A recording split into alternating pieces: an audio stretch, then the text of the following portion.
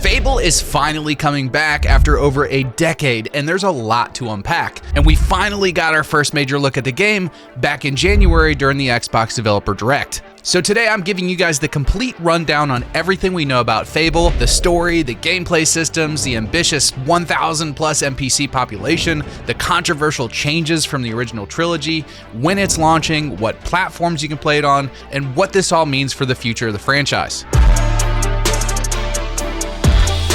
If you're new here, welcome. I'm Sav. On this channel, we cover all things gaming. So if you like the content or the format it's delivered in, make sure you smash the like button and click subscribe so you don't miss out on future videos. All right, enough yapping. Grab your favorite drink and let's dive into Albion.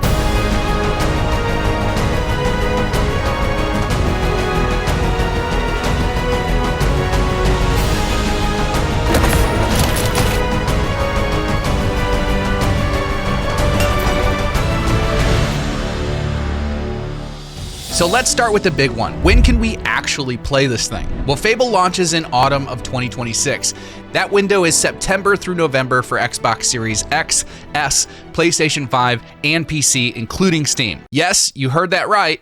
Day one on PS5. This is literally the first time a Fable game has ever launched on a PlayStation. Pretty cool, right? It'll also be on Xbox Game Pass day one, and if you buy it on Xbox, you'll get the PC version free with Xbox Play Anywhere. Pretty sweet deal. Now, they haven't locked in a specific date yet, but my guess is late September or early October because nobody wants to release anywhere near GTA 6 in November. That would be gaming suicide. So what's actually happening in this game? Well, this is a full reboot, not a sequel, so you're not continuing where Fable 3 left off. Think of it like a fresh start in a brand new version of Albion. You begin as a child discovering that you have heroic powers, classic Fable stuff. After a time jump, you're all grown up living in Briar Hill, this peaceful starter village. And then everything goes sideways when a mysterious stranger shows up and turns your grandmother and everyone else in the village into stone. You're the only one left standing and the only one left to figure out what happened and how to fix it. So your whole mission becomes track down this stranger, figure out how to reverse what happened, and save your village. Along the way, you'll join the Heroes Guild, which is now run by the retired guildmaster named Humphrey the Golden. Director Ralph Fulton said that they're not beholden to the timeline of the original games,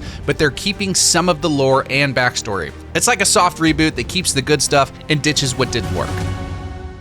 Now, while Playground hasn't confirmed exactly when this takes place, the presence of certain locations and the absence of firearms has led fans to speculate that it may be set somewhere between Fable 1 and 2. Places like Bloodstone are back, and from what we've seen in footage, it's now described as a dark, windswept city in northern Albion, dealing with rival gangs and the Cult of Shadows. Whether Reaver still rules or what happened to him is one of the mysteries we'll uncover. Now, here's something really cool. Fable is truly open world for the first time ever, so no more loading screens between areas like in the old games. Instead of the developers making a map that's a mile wide and an inch deep, they decided to pack as much detail as they can into every corner of the game. That doesn't mean the map is going to be small. By modern gaming standards, it sounds like we're getting a pretty moderately sized map. But when I say every corner, I mean every single building in the game can be entered. Not some buildings, not most buildings, every single one. You can rob them, buy them, or move in with your family. Yes, family. Or families plural, because apparently you can have multiple spouses in different towns. This is a fairy tale after all. Well, maybe not for the people of Utah.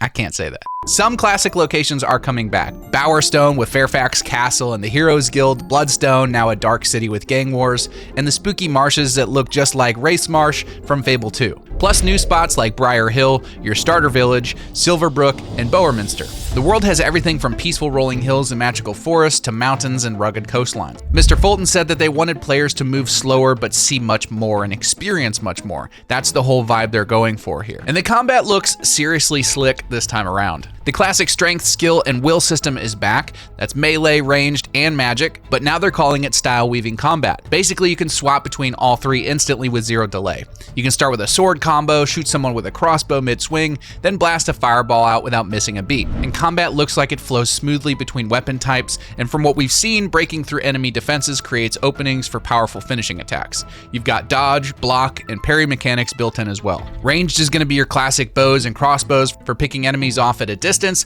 or taking down flying creatures. Magic includes area of effect spells like fireballs. As in the original games, magic appears to be a power unique to heroes, setting you apart from ordinary people in Albion. The progression system is pretty organic. Whatever you use most is what levels up. Swing swords swords all day, you gain strength. Cast spells constantly, you gain will. It doesn't appear that there's going to be any forced class systems or anything overly restrictive. Enemies include all the classics, the Hobbs, the Balverines, the Hollowfolk, the Trolls, plus new stuff like Cockatrice, which is this giant fire-breathing chicken dragon thing. But either way, different enemies are going to have different weaknesses, and you'll need to figure that out and exploit them.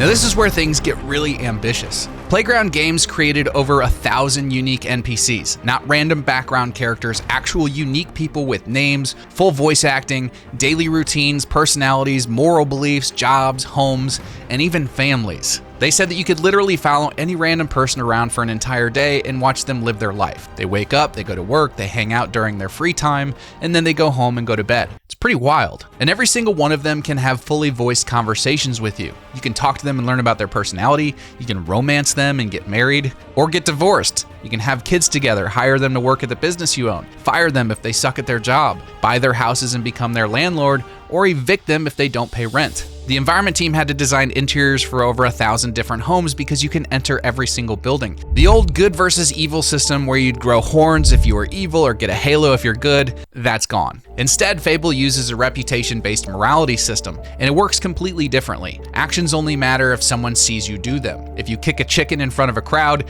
you'll get a reputation as a chicken chaser in that town. Do it when nobody's watching, and nothing happens. Your reputation is also different in each location. You could be a hero in Browerstone and a complete villain in Bloodstone. The game lets you be totally contradictory across different places. And here's what makes it interesting, because different NPCs judge the same action differently based on their own beliefs. Some people might think kicking a chicken is hilarious. Others might be horrified. It depends on who they are as a person. Your reputation affects real stuff, like shop owners can charge you different prices based on how they feel about you. Romance options change depending on your public image.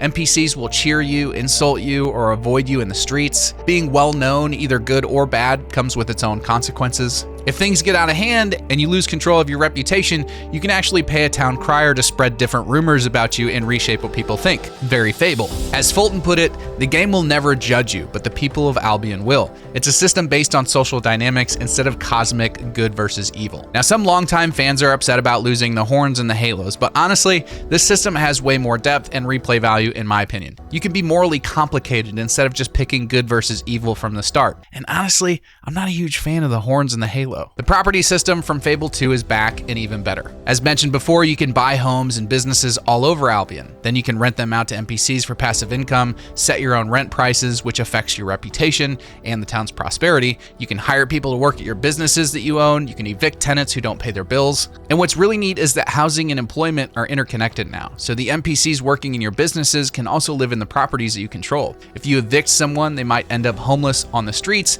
and you can yell at them if they don't show up for work on time, if you're that kind of person. But what's really neat is you can see the consequences of your actions walking around town and interacting with the NPCs in the game. Now, the economy is this living, breathing thing where housing, jobs, daily routines, and reputation all affect each other. It's more than just collecting money, it's also about the people involved and how your choices impact their daily lives. The character creation is way more robust than old games. You can customize your head shape, skin tone, hairstyle, hair color, tattoos, scars, and clothing. In the original trilogy, you were stuck with whatever pre-made character they gave you. Now you can actually create the hero that you want to be. One important change is that your appearance doesn't affect your reputation anymore. In the old games, being attractive would make NPCs like you more, which was kind of shallow. Now your actions determine how people see you, not whether or not you're wearing fancy clothes or you have a pretty face. Fable has always been super British with its dry, sarcastic humor, and Playground is leaning into that hard. The original games had insane voice casts like Stephen Fry, John Cleese, Michael Fassbender, just legendary actors everywhere, and Playground wants to match that energy. So far, we know about Richard Ayoade from the It Crowd. He plays Dave the Giant.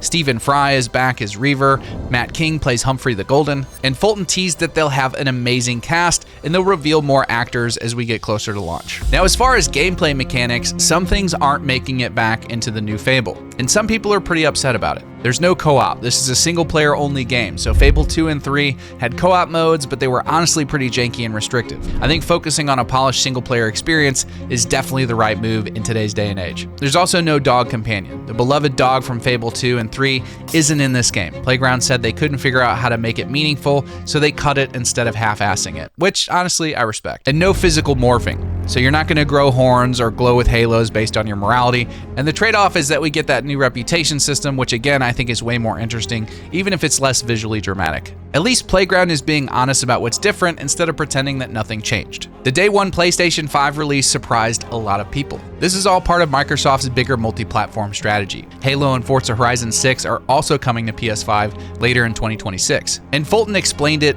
pretty simply. He said the most important thing is that the greatest number of people play my games. He said the industry is moving toward platform expansion and it's all about reaching the biggest audience possible. Xbox president Sarah Bond even called console exclusive games antiquated. And honestly, it makes business sense. Reaching PlayStation's huge player base helps justify bigger budgets and more ambitious scopes.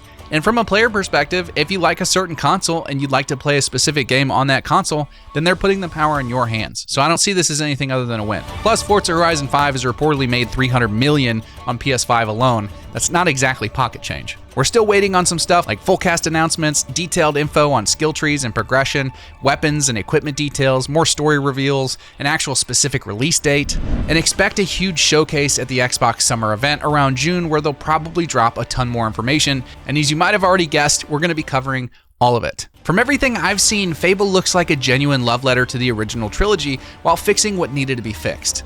The living population, the reputation system, the seamless open world, the property system, these are all massive improvements that respect what Fable made special while pushing the series forward. And yeah, some of the features are gone, but the trade-offs seem worth it for a more focused and ambitious RPG experience. And after 12 years without a proper Fable game, Playground is going all in, and I genuinely think they might nail it. So that's everything we know so far. What are you guys most excited about? The crazy NPC system, the reputation mechanics, being able to kick chickens and face actual social consequences? Let me know in the comments. I'm really curious to see what you guys have to say. If you got anything from this breakdown, smash that like button, subscribe for more deep dives, and hit the notification bell so you don't miss any future Fable coverage. I'll be all over this game as we get a lot closer to launch. Thank you guys so much for watching, and I'll see you on the next one. Dusk till dawn, I turn my speakers on. Why they wanna play with the king? I told them meet LeBron. There's darkness in my city, wrong moves and you won't see the sun. They be talking loud but never been where the creatures hunt and bleed for this dream. So why your eyes